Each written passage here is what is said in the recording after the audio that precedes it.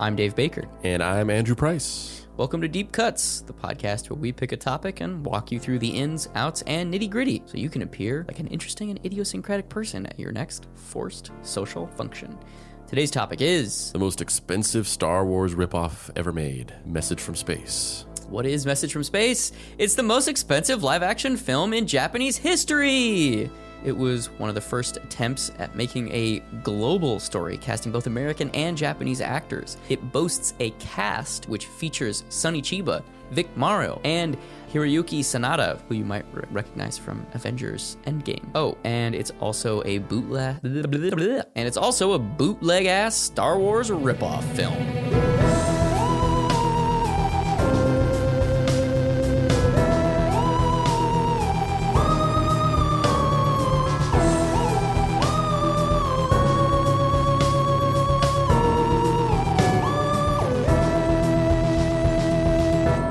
Act 1, Space, the final ripoff. It's the 70s, the 1970s, 1977 to be exact. Star Wars has just come out, and the world will never be the same. So, if you're Toei, one of the biggest special effects-driven Japanese live-action production companies, what do? Do you rest on your laurels and let these upstart Americans, led by this guy named George Lucas, show you up? Fuck no! You're the people that made Godzilla, for fuck's sake. You're gonna go out and you're gonna beat him at his own game. And also, supply a content-starved marketplace by delivering a ripoff movie in an attempt to capitalize off the fact that you're going to make Walmart brand Star Wars. Because even Walmart brand Star Wars means that there's a shitload of money to be made. Message from Space was directed by Kinji Fukasaku, and it's exactly what it sounds like. Bootleg, garage sale, awesomeness that makes you say, how did I not know this thing exists every 15 minutes? Prior to us talking about this episode, had you seen Message from Space?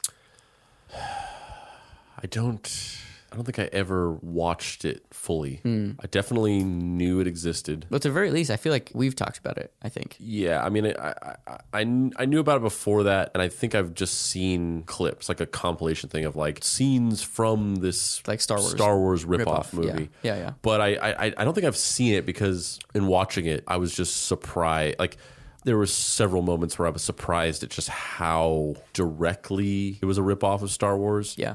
And I feel like if I had seen it before, it wouldn't have been as much of a surprise to me. So this outline, which we don't even necessarily have to follow, but the outline is the wiki summary of Message from Space, which is exceedingly long and asinine, which I thought was kind of funny. And I thought it might be funny to try and read some of it before just devolving into us talking about the movie. But I rewatched it again last night, and I just have to state for the record, I love Star Wars, but I think I love Message from Space even more. It is so exactly what I want. I kind of have a little bit of a different. Oh, you're not into it? Opinion. Oh, yeah. Interesting. Yeah, I don't know if I felt the same way. Tell me your thoughts. I mean, it goes without saying that many of the components of it are fucking amazing. Primarily set design, costuming, the models are amazing. The scale model, spaceships and locations, the special effects, just kind of like the mood and the tone of the movie. My issue with it, a couple different issues. Well, first of all, before we get into anything about what I didn't like about it, it's got to be said. It's going to be an elephant in the room unless it's said. The main like Princess Leia character. There's like two Princess Leias. Yeah, there's two. There's an actual princess, but the white Princess Leia. Yeah. What did you do? I don't know. Oh, it's just Velcro. I thought it was like the wood of the table. No, it's just. She is nearly a doppelganger for Carly Rae Jepsen. I mean, does it make sense why I love this fucking movie? CRJ, baby, CRJ. If there's nothing else. The only thing I would love more is if somehow I ended up with the rights to Message from Space and they let me remake it, but I didn't remake it. I just used the existing movie and then deep faked CRJ's face onto that woman's face because the only thing I love more than bootleg CRJ is actual CRJ. So the thing with the movie and like. Should we talk through the rough beats of the movie before we? Yes. Okay. Yes. So the movie's it's a Star Wars ripoff movie. It opens with this kind of like empire, like, Star Wars empire, like evil organization taking over the universe. And there's a not Obi-Wan Kenobi style guy who's on an amazing soundstage with a bunch of extras. And he's got 8 little magic acorns. Oh, and by the way, I feel like I am not going out on a limb to say this, but the 8 seeds that get spread around the universe, that definitely inspired the Dragon Balls. Oh, wow, really? I mean, I'm just saying, like, it had to have. When did the first Dragon Ball start? It was in the early 80s. Oh, wow. I don't know all that much about Journey into the West. Are the Dragon Balls a part of Journey into the West?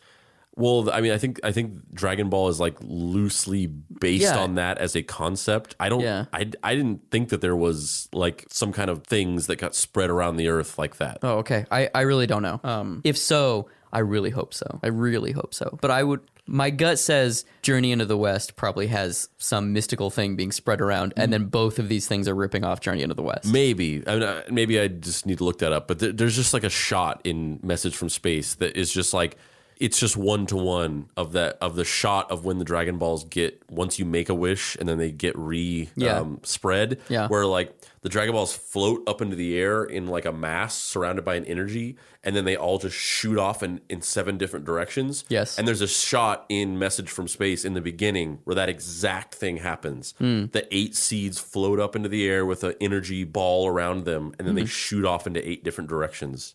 Like just 1-to-1. So good. So basically, not Obi-Wan Kenobi guy sends out these 8 seeds. Each seed is going to be connected to somebody who is a good heart, is going to be a hero, and help this indigenous population on this planet defend their planet from this evil empire.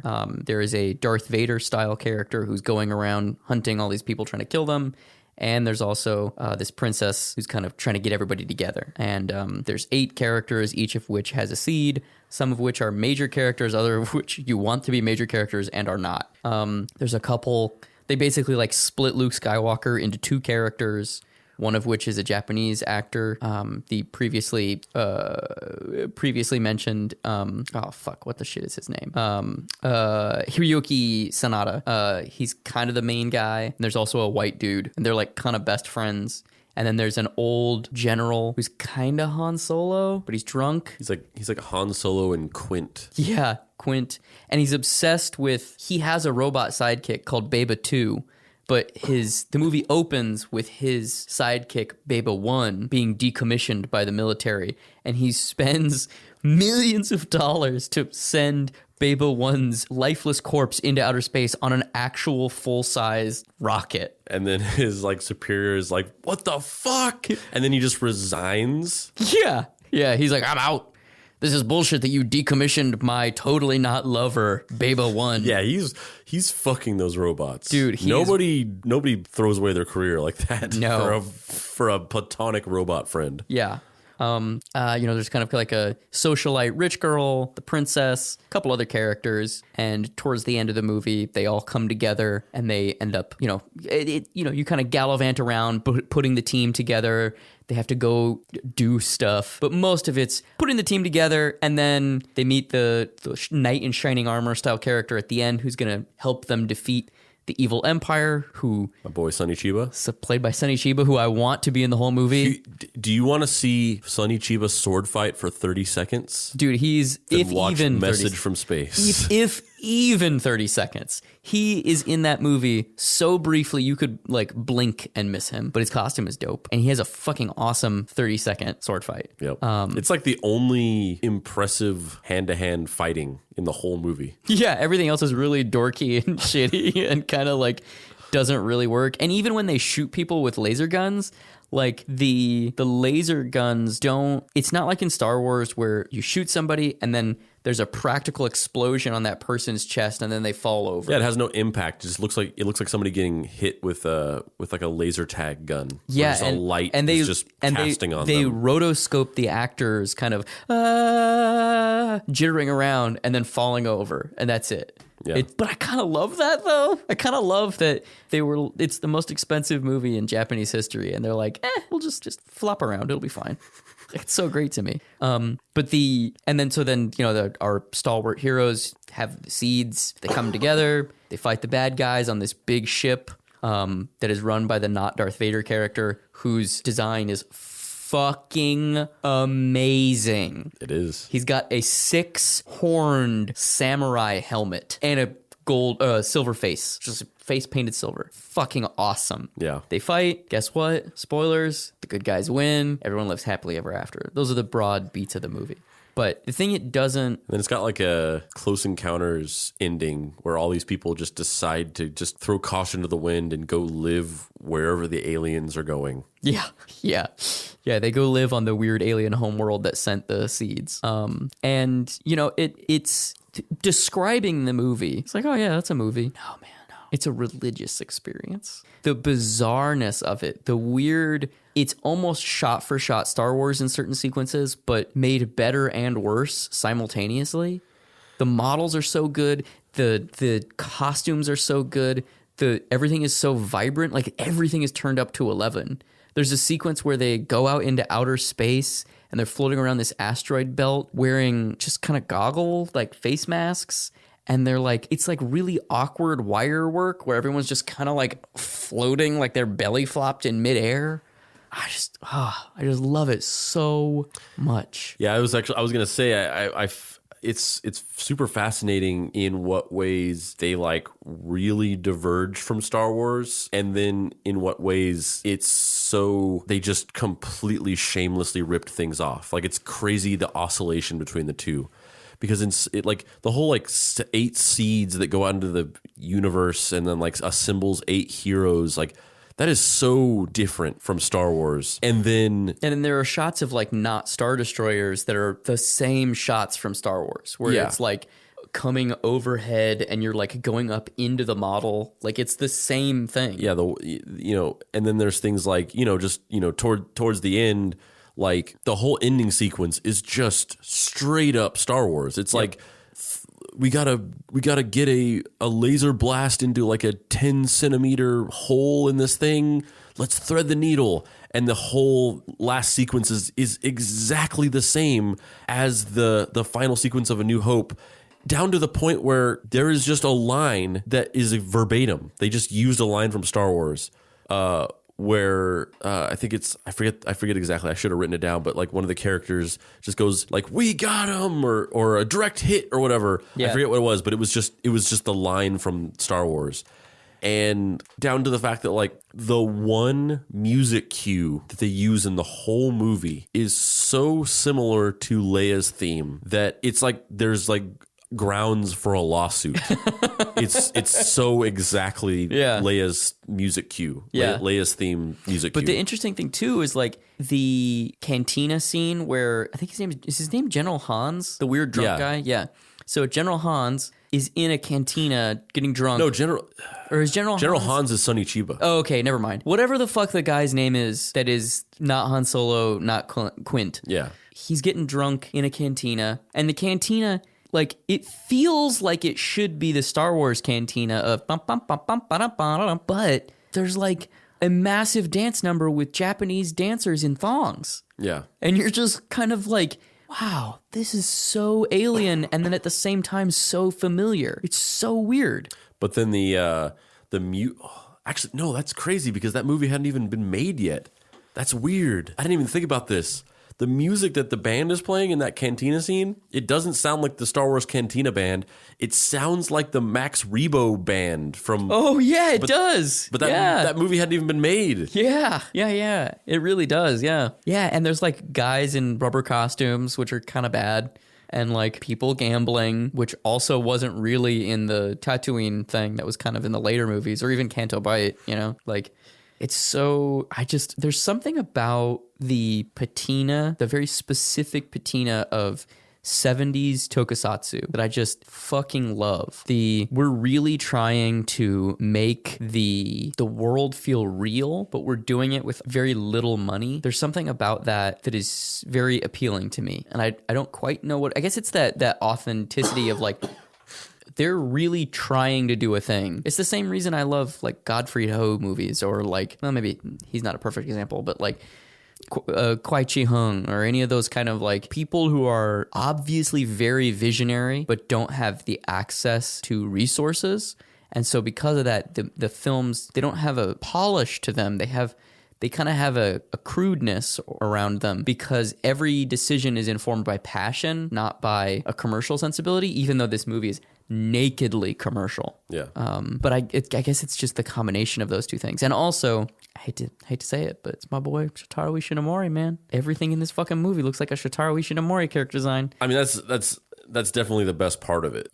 Because he literally did the designs. The costume design and all of the scale models, all the ships. I mean, isolating that, the character designs and the like ship designs are just cooler than Star Wars. Yeah. I love the ship that's just like a fucking like sea ship. Like a flying sea ship. Yeah. It's like a man of war. Yeah. And then just like the costumes of like the Darth Vader guy and his minions is like it's so cool, and it's also so funny because like Darth Vader is obviously like George Lucas's interpretation of like a sci-fi shogun warlord. Yeah. And then like so he's drafting off of these samurai movies and like interpreting that in this science fiction lens. And then they take it and then they like do, and I don't even know if they're aware of it or not. Like, I don't know if they knew like, oh, like obviously this is paying homage to these, or if they just thought that it was an original thing. And so they're like, we're going to do our version of these characters. So we're going to do our version of Darth Vader. So they take this like character that was inspired by like a shogun warlord from old samurai movies. And then they do their interpretation of it, which is like, let's turn this character into like a samurai shogun warlord. So it's like a weird double exposed like interpretation of this thing, which makes it just like this weird warped version of the original thing. And I don't even know if they were aware that that was happening. But it's so fucking cool. Yeah. I mean, he's by far the best part of the movie. Like, every time he's on screen, I was just smiling. Like, he looks so great. And that fucking throne room set at the end of the movie. Mm-hmm. Like, that's dangerous to me. That's the kind of like Leni Riefenstahl, like if you showed me that throne room as a real place and you're like, all you got to do is just murder 6 billion people, I'd be like, I'm gonna sign up. This is great. Yep. This throne room set is amazing. What, I just got to go to some weird planet where they have acorns, just kill a shitload of people, but I get to hang out in this blood red throne room? This is great. I'll hit the red button. Yeah. On the Death Star. Yeah. I don't actually, never mind. Yeah, of course I don't actually think that. But God, I just love that throne room set. Yeah. I just love it so much. It's so fucking cool. Like, and also the hierarchy of design is so great, where like his lieutenants are his costume, but instead of having 3 horns on his helmet, in profile, 3 kind of like giant weird spider legs on his helmet. The lieutenants just have 1, and then the stormtrooper guys kind of have like weird. They are samurai helmets, but they're smaller and black. And oh man.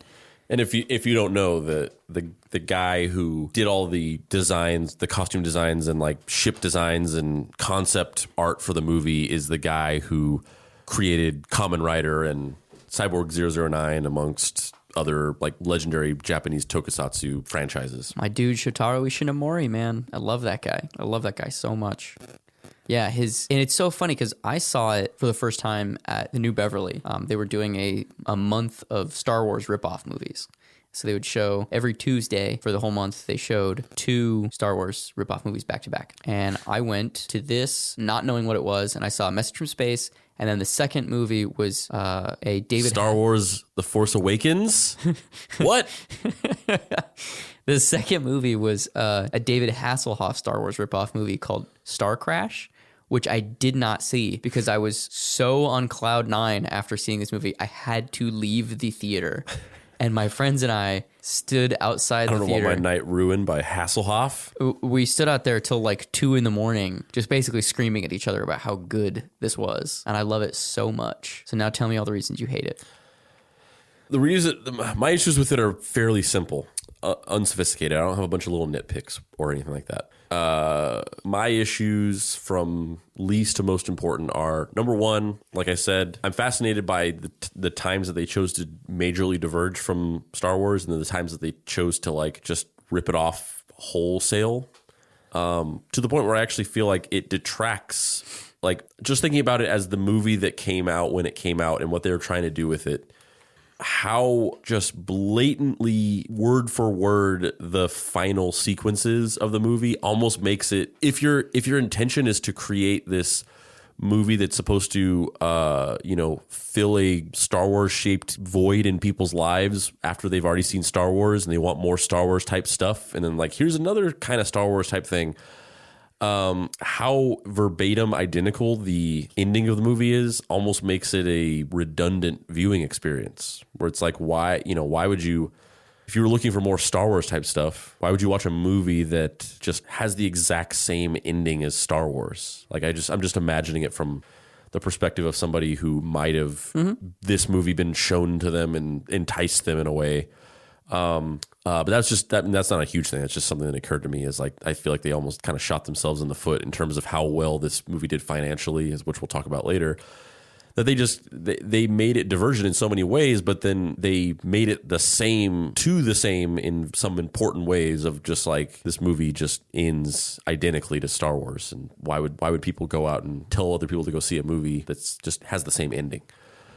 My issue with it, the character design, the ships, the locations, the special effects, all really awesome. The movie was directed by Kenji Fukasaku.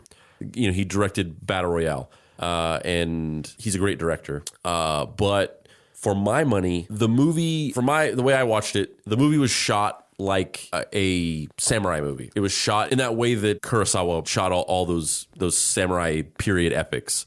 And the way that those movies were always shot was they shot things wide and really like getting all the action from an objective in viewpoint. Profile. Yeah. So those movies weren't shot particularly cinematically. They were shot to basically, they created a composition, and the composition was wide and it got, a lot of detail into the frame.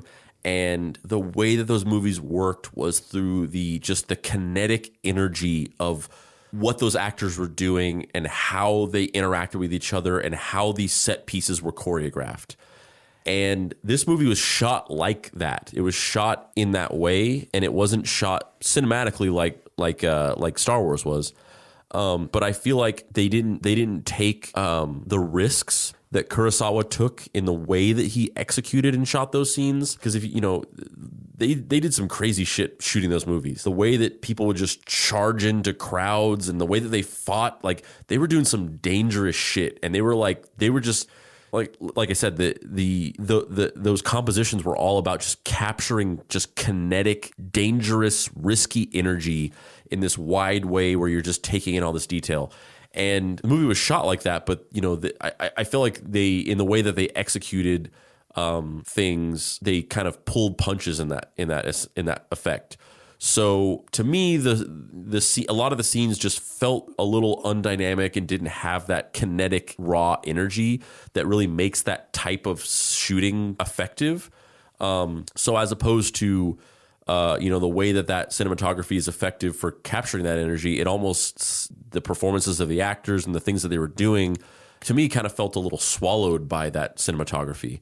So scenes lacked impact to me. And I think that was my main issue with it, was that as cool as all the design was, as interesting as a lot of the details were, scenes and moments and performances were swallowed by this cinematography style that sort of demands a lot of risk taking that they just didn't do. Interesting. So you're saying when he finds the acorn in the engine of his ship, you wanted it to be more dynamic?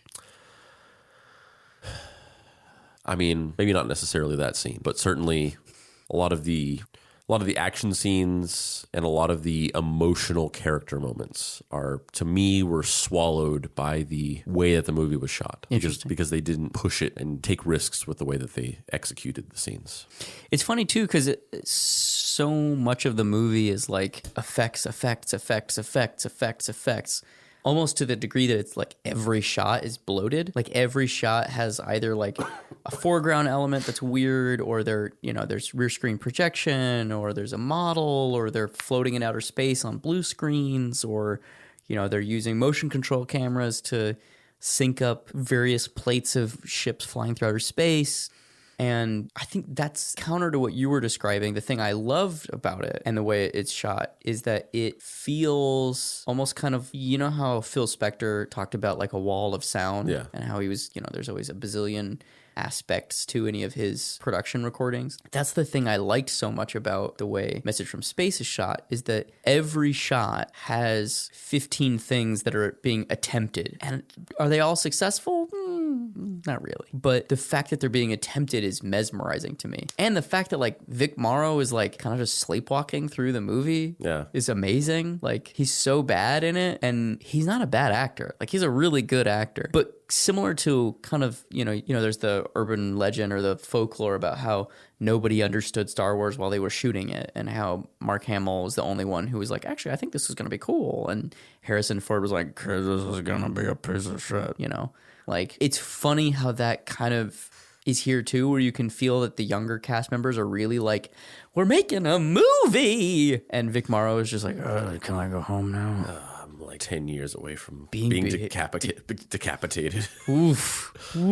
Fucking awful. Let's just get through this. Yeah. I don't know. It's just such a cacophony of like attempt. It's mesmerizing to me. Yeah, and I know exactly what you're talking about, and I that's the effect that I wanted from it, and I never got that. That just never clicked for me. It just, like I said, that stuff, those attempts and those things, they just never quite gelled in that way. They didn't create that wall of visual. You needed a Darth Vader character that had 7 horns? Yes. 12 horns? 7 would probably suffice. Cool. Yeah, I don't know. I loved the amount of. I wonder if I would have felt differently watching it in a movie theater for the first time as opposed to watching it on YouTube. I definitely, especially because the theater that I saw it in, where it was like by myself. Yeah, without by yourself at like 2 a.m. after the kids and Jaden have gone to sleep, and you're just like, oh, fuck, I can't believe Dave's making me watch this fucking movie. And you're just grumpy, and you're just like, oh, I wanted to watch the movie. I was gleeful about doing it. I think this is fucking a piece of shit. I can't believe he's making me watch this fucking piece of shit. Unless we do like the history of snuff films. Oof. I'll never be begrudging about having to watch a thing as homework for. Tune in next time for Deep Cuts, the Siberian film. Or whatever the fuck the Serbian film. Serbian film. Serbian film. What is Siberian? That's not a film. I just made that up. Siberia is a place. Series of point-and-click adventure games for the PC. Yeah, man. Oof. Well, I'm a little crestfallen that you're not obsessed with this movie in the way that I am. However, I think it does officially establish that we are 2 separate people. Yes. Yeah, I mean, nobody wants me to have had a different reaction more than I do. Well, on that note, I think we can probably take an ad break.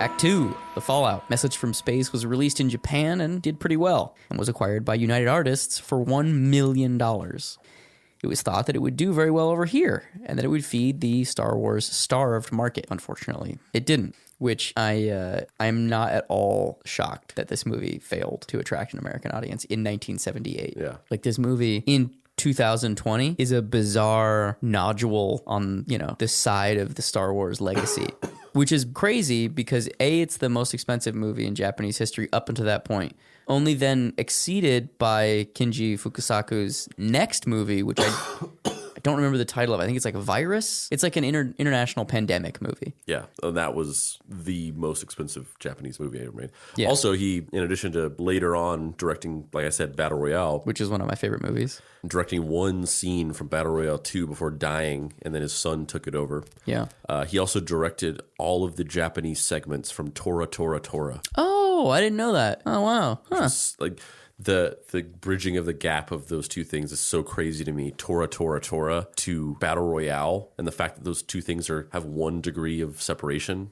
It's fucking crazy to me. I think it's even crazier to go from Tora to Message from Space, because at least Battle Royale is a quality film. I love Message from Space. I completely understand why a normal human would not be into it and not love a movie because there's a red staircase. Yeah, I wonder how much of that is just related to the fact that none of these mediums that we're discussing are singular voices, right? Music is a little bit closer to it, but there's not a single guiding person involved in any of these endeavors. I mean, obviously the auteur theory states that a director is in charge of every decision. That's bullshit, though. Like, they're like a fucking, I really need those TPS reports by Monday type of guide, Yeah. They can set a tone, they can set a direction, but like the reason Message from Space is awesome is because of Shitaro Ishinomori. That one person not being there, movie looks completely different. It could be better, but it more than likely is probably going to be a hell of a lot worse. Yeah. But then again, you see that you see that same issue with people that are, kind of the solo acts too, of people who are either painters or novelists or, single people doing the endeavor where they lap themselves, they start becoming obsessed with a specific stylistic proclivity that is becoming integrated in some way into their personality that they have now internalized and are doing out of a rote exercise because they think people expect them to have this specific aspect to their work. Quentin Tarantino with foot fetishes or the use of the N-word or any of these kind of snappy dialogue conventions that are associated with him. And I don't know, it makes me wonder like what the numerical over under is on like when an artist starts self-parodying almost. Yeah, I mean that fucks me up and gets my head a lot because it's like I can't even imagine how you would feel after making something that everybody loves and just becomes such a benchmark, and then just even making your second thing. Like, I feel like I would just internalize so much about that first thing and people's expectations from it that I'd be terrified to make the second thing. Yeah, I was listening to an interview with Aaron Sorkin where he was kind of talking about that, where he was talking about after The Social Network, got nominated for Oscars and won Golden Globes, and I don't remember if it won the Oscar or not, but did very well, was critically very well received. He was kind of aware that whatever he does next, it's the thing he does after The Social Network, which is really interesting when you have a career as empirically successful as Aaron Sorkin. He's had like 6 TV shows, a shitload of movies. You can't handle the truth is a fucking catchphrase. Like, it's fascinating that beyond a certain level of attention, you always have some sort of, oh, fuck, I gotta get back up and do it again. Yeah, I honestly think, I have a wide range of interests, both in consuming and making things.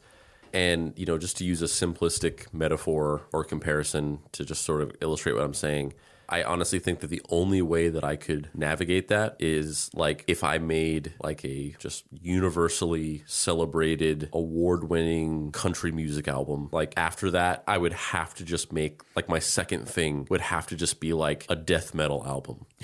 Like I don't know if I could do that of just be like, no, now I'm going to make another great country music album and just navigate the feedback loop of expectation on that. Like I think I would just have to do that. Yeah. To cope with it. Yeah, I think that's curious though, because I don't know that everybody has. I think I'm wired in a similar way where I have a varied set of interests. But I don't know that everyone does. I think there are certain people who they want to climb a specific mountain. Yeah. Clive Barker doesn't want to make a musical. Clive Barker wants to make a psychosexual horror movie that is taboo and has homoerotic undertones. Yeah. That's all he wants to do. Mm-hmm. Everything he's ever done is that. Everything he ever will do is that. Not out of a sense of he's being pigeonholed and just that's what he wants. And I'd be curious to talk to somebody like Aaron Sorkin or like a Jeremy Saulnier or something like that. That Jeremy Saulnier's made 3 movies, 2 of which are fucking amazing and are very similar. They are Jeremy Saulnier movies. Like, you know them, they have a novelistic feel to them. They are kind of meandering, they subvert expectations, and they feel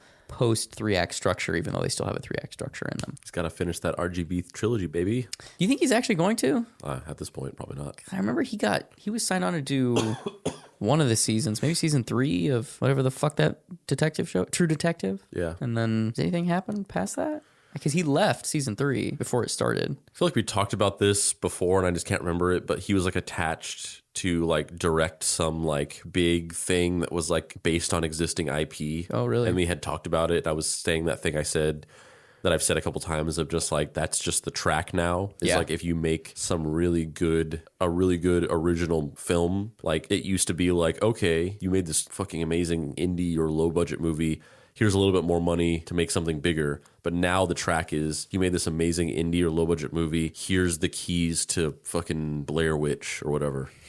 And that's just how things are now. And it's like simultaneously cool and shitty because it's like, oh, it's awesome that fucking Rian Johnson is going to direct a Star Wars movie. That's insane. But then also it's like, oh, but now Rian Johnson's time is gummed up in Star Wars. And he's not able to just go and make 3 more Knives Out movies because he's making 3 fucking more Star Wars movies. And there was something like that where like Jeremy Saulnier was like attached to something. I can't remember what it was. I don't remember either. I hope he makes more weird indie movies. That's what I would rather. But I know that the world is a hard place and it's difficult to pay rent on weird, shitty, low-budget movies. So I get it. Yep. But also, what if he just made more weird movies? That's what I would like. That RGB trilogy. Yes. So yeah, it was a failure. It didn't make its money back, and it kind of languished in obscurity, and nobody in the States cared about it upon its initial release. However, in Japan, it was a pretty big hit, and it spawned a TV show, which was released the same year that the movie was released, called Message from Space: Galactic Wars. The show lasted 27 episodes, which for a tokusatsu show is actually pretty short. Seems like a solid run, but it's really not. Corporate-owned tokusatsu, like Kamen Rider or Sentai, those usually last about 52 episodes. And then the model now is it's 52 episodes and usually 2 or 3 movies. A movie that's a handoff movie in the beginning, where it's usually the previous writer handing it off to the next writer. And then in the middle of the season, there's usually a standalone movie. Not always, but if it's going well, they do a standalone movie in the middle of the season. And then a handoff movie where the writer we've been following for last year hands it off to the next one. Obviously a little bit different, because that model didn't exist in 78 when the movie came out. But 52 episodes is usually kind of when that stuff was at its peak. That's kind of what it was looking at. And 27, I've never seen the show. A couple of the actors from the movie show up in it, specifically Hiroyuki Sanada. Yeah. Sanada shows up. He's the main character in the show, and it's a little bit more Star Warsy. It's him, a sidekick, and a not Chewbacca style ape man flying around the galaxy, having adventures of the week. He has a pretty cool costume where his helmet has kind of like I'm a 1920s dude in Africa with a pith helmet and like a little like neck skirt to my pith helmet. So he's got like a normal helmet, not a pith one, but he has that weird do-rag neck, making sure your neck doesn't get sunburned thing.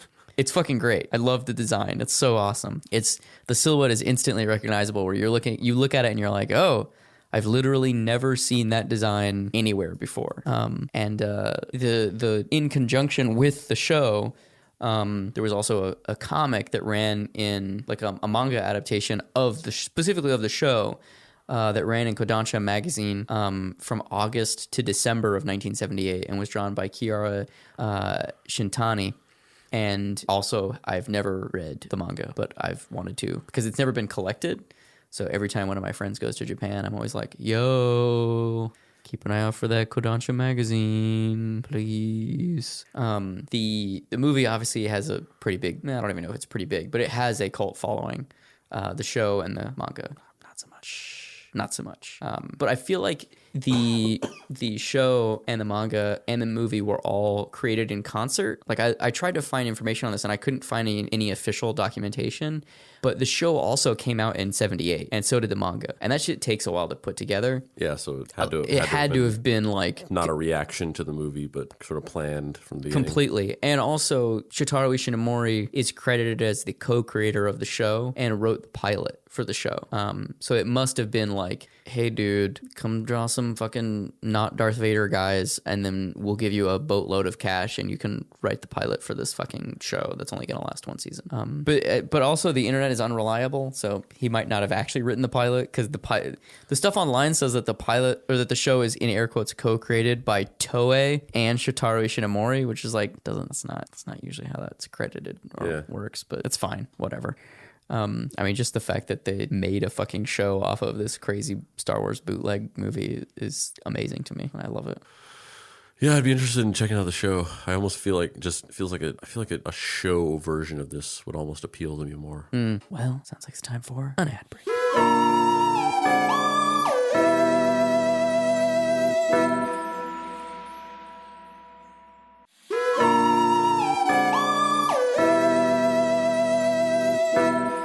Trace.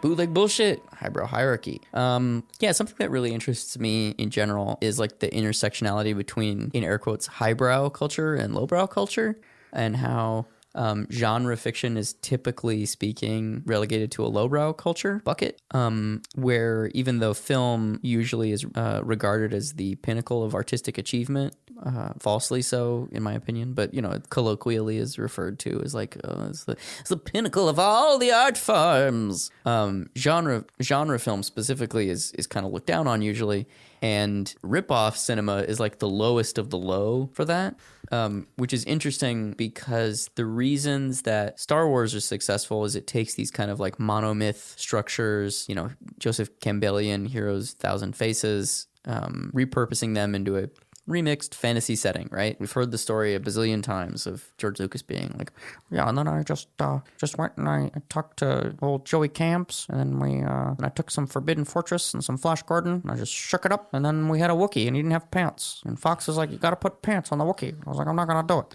And like... It's like poetry. It rhymes. It rhymes. Have you seen my film Red Tails? It's very good. Very good. Yeah. And I'm obsessed with not only the intersection between highbrow and lowbrow culture, but also how America and Japan talk to each other. Like, there's so many weird ripoff films that are Americans aping samurai stories and then Japanese stealing them back and repurposing them.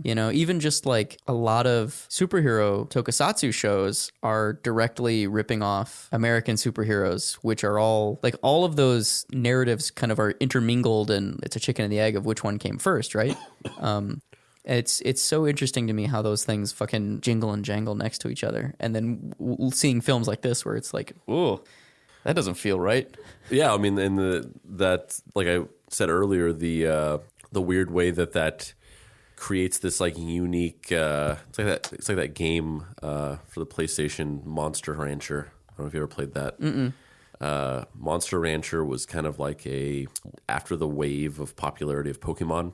There's all these other Pokemon things. I wouldn't call them ripoffs because they actually were sort of franchises in their own right that had their own sort of fan bases, like Digimon and Monster Rancher was another one. And there was a game, and it's like a Pokemon type game where you like collect these monsters and you go around, and there's like, it was like you went around fighting people with them, but then there was an element of it where you would like raise them on a ranch. And the gimmick of the game was the way that you got monsters was that they were randomly generated based on data that you could put into the game by opening up the lid to the PlayStation and putting in any CD. And then it would read the data on the CD and it would randomly generate a monster based on that data.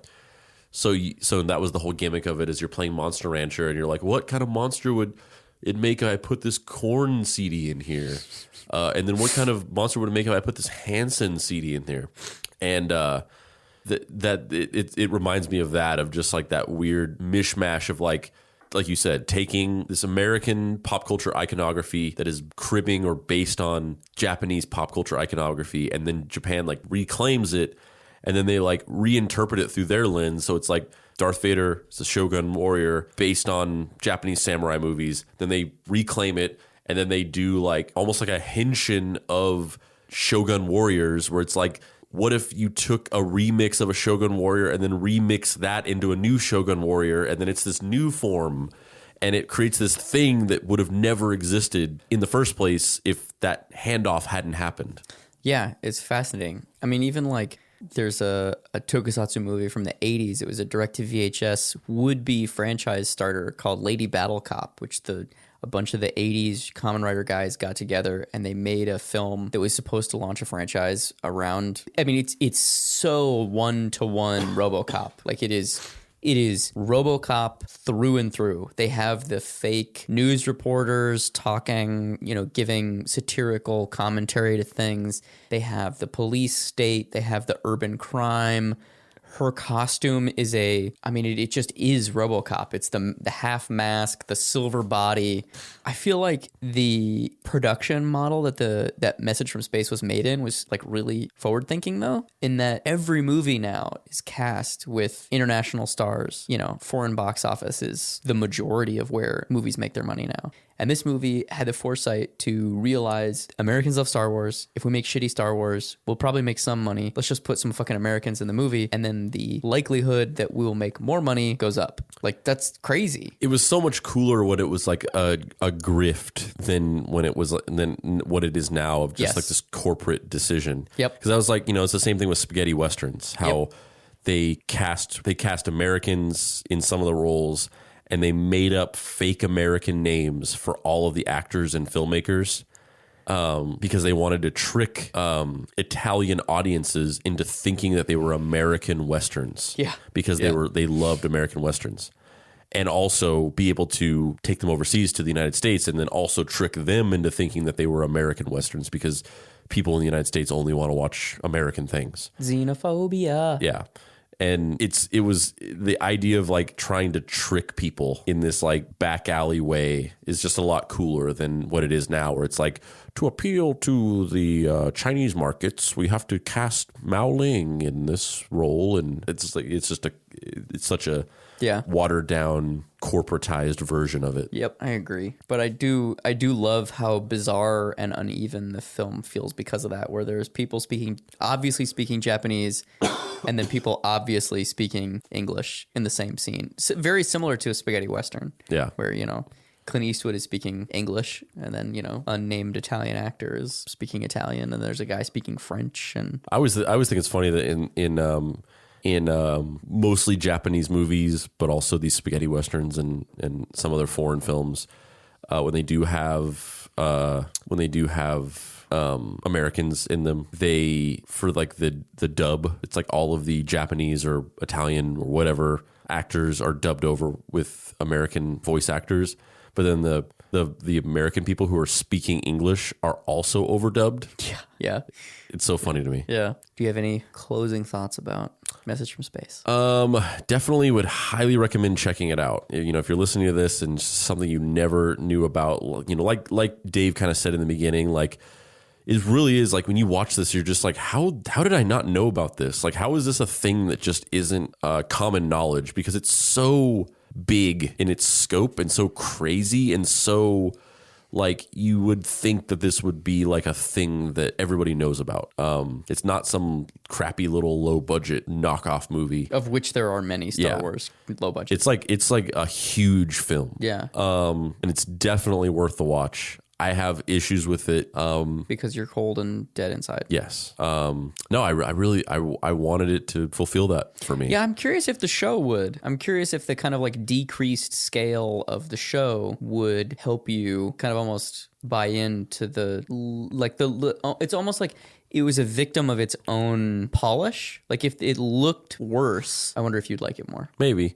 I also feel like there's something to be said with just the way that you're introduced to something has a permanent effect on your perception of it. Oh yeah. And you saw it in a big movie theater with friends, and I watched it on a laptop screen on YouTube by myself. Totally. Yeah. Yeah, I think that absolutely does have an impact. But other than that, things like this are, maybe I have specific issues with this one, but there's something just so there. I saw this TED Talk with Mark Ronson where he was talking about. Was he wearing glasses? Was he wearing? I don't know. The guy always wears glasses. I've never seen his eyes. He might have been. But he was talking about why sampling is a thing and how DJs and producers, they sample things because they see this thing and they love it and they want to be a part of it. And that's really why sampling became a thing. And it might now kind of be done for, other motives. I don't think that the Black Eyed Peas just wholesale interpolating, I have the time of my life. I don't think that's done for out of a passion for that song. I think it's because their song sucked and they knew that if they just made that the chorus, it would immediately make the song hit on the radio because people would just be like, I remember that song. I like it. Yeah. But it started out from a place of, these producers and DJs back in the late 70s and early 80s, just like who grew up loving like old funk and soul records and just wanting to be like a part of the narrative of it. And that's like their way of taking a little piece of that and like imbuing it with themselves. And I think that, for whatever corporate motives there were behind making this movie to try to capitalize off of the popularity of Star Wars, the concept of bootleg movies and like seeing something and loving it so much and just wanting to like be a part of it and like add your voice to the narrative is just such a cool and interesting concept that we can do that's it's just one of those things where it's like, just sometimes you just realize how cool humanity is. And that is not where I thought that was going. And the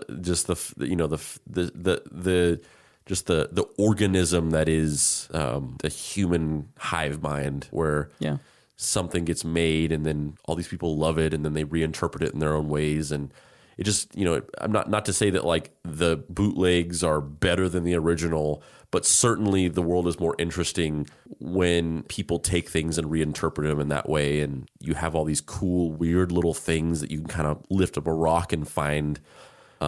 Maybe someday we'll talk about another obvious Star Wars ripoff / Alien ripoff from the 80s called Space Truckers. I've never seen that. Has Dennis Hopper in it, and it's just about space truckers. Yeah, I know of it, but I've never seen it. Just stuff like that. It's just the fact, like seeing that on HBO when I was a kid, like, it's just cool. Have you ever seen Battle Beyond the Stars? Battle Beyond the Stars. That's the Roger Corman Star Wars ripoff? Yes. I've never seen that one either. Have you ever seen Space Raiders? No. Space Raiders is fucking awesome. Again, a Roger Corman Star Wars ripoff, but goddamn, that movie is so fun. Up until the third act, where they just recycle footage from Galaxy of Terror, maybe, and Battle Beyond the Stars. So there's just like random spaceships flying around shooting each other, and you're like, what are these ships? This doesn't make any sense. But previous to that, the movie's fucking great. I feel like we could almost do like a whole series of just Star Wars ripoff movies because so many people have interpreted it over the decades. This has been Deep Cuts. I'm Dave Baker. And I'm Andrew Price. Please sub the show. You can find me online at www.heydavebaker.com. Where can they find you? I work in social media for a living, and in my personal life, I tend to avoid it at all costs. I have nothing. You saved it. We are going out on a weird down note. You can follow me on Twitter at Robots in Comedy. Robots, letter N, comedy. I don't think I even follow you on Twitter. I didn't even know you had a Twitter. I used to tweet a lot, just jokes, back in the day when... That's what you would do with Twitter? Yeah, well, just back in the day when it's like, oh, you can make really funny jokes on Twitter, and then like someday somebody will read that and give you a job. And then now I don't post on it at all. Maybe you're just going to get 12s of followers now. Yes. Can't wait. All right. See you next time. Thanks for listening.